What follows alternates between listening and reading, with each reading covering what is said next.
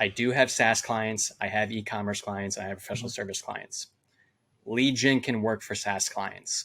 That growth model is a lot different than professional services. That's Again, right. lead gen, I can lower cost per lead. I can get them to demo. I can track and attribute if they close one as marketing source. Very straightforward. Even as I talk about that, if you don't know what that jargon is, that was 4 bullet points. You can figure it out. Professional services, way more complicated to even observe that journey and me talk through it. So on the flip side, besides lead gen, there's demand gen. This is another very popular topic on LinkedIn and again in our marketing spaces. If you listen to this podcast, that's right. There's nothing wrong with demand gen. I love demand gen. It's let's create education and value, distribute it in the feed. Just let people know how we can help them. There's like something very beautiful in that, right? But essentially, that works for SaaS quite well because you got to differentiate your product. It's a very competitive field. You have to really show why you have product market fit. You have to get people to demo your product. And that's why you're doing demand gen. Again, professional services, I have no product to demo. Like I cannot even run that same playbook. And that's why we're really trying to think about something different. Again, I'm floating these ideas, talking on podcasts until I flesh it out, but conversation generation. You're on the right track. Right. You're definitely on the right track. That's what we're going to call it. Conversation generation is, again, if I'm in professional services, I'll give you another example. Engineering firm, they medical devices. They help design the data that's needed to get it approved by the FDA. They need to have that conversation now with clients, even before they hire them, right? Because if they get the data right now, there's a better case of them wanting to hire that professional service.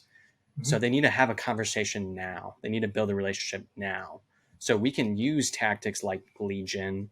We can use tactics like getting people on the podcast, on the live event. But really, again, the mindset is, I just want to have a conversation with someone right now so I can build that relationship. Maybe later on, I send them content. Hey, great, we already talked. I did this other podcast with Lee. I'm just going to send it on your LinkedIn. I think you're interested. Yeah. Those are the activities that matter, right?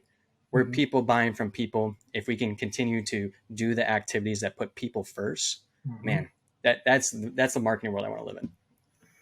Yes. And I think to underscore that, I would say it's not one or the other. It can, in a lot of times it can be a mix of all three or a mix of two. I think that if someone's listening to this and like, well, where does this fit into my company? I think you have to look at your audience, right? Look at how are they buying? What's interesting to them? What are other competitors doing in your space? I think there's some people who like to look at competition. Some people don't.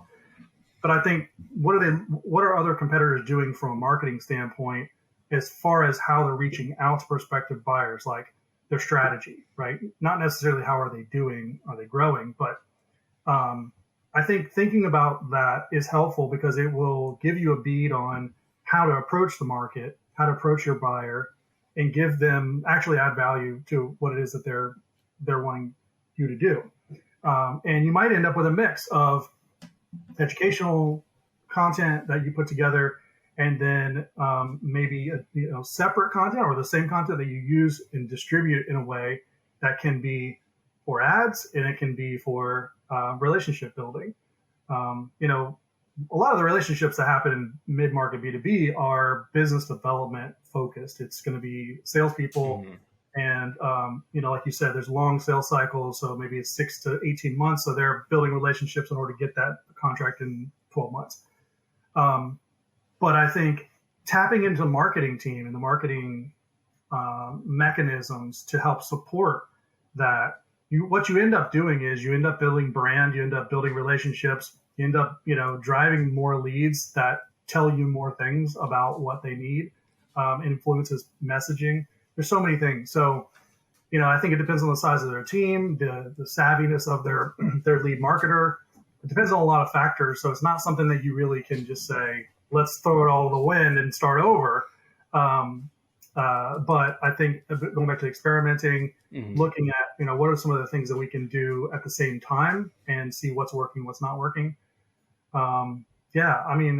It's definitely worth pursuing when it comes to, we all know this is how life gets done is through relationships. And that's where most impact can happen.